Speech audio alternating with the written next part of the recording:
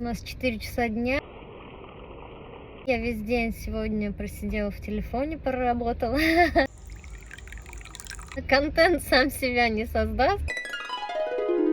И мне захотелось съесть что-нибудь вкусненькое, выпить какой-нибудь вкусный чай. Вот хочется забегаловку, индийскую забегаловку.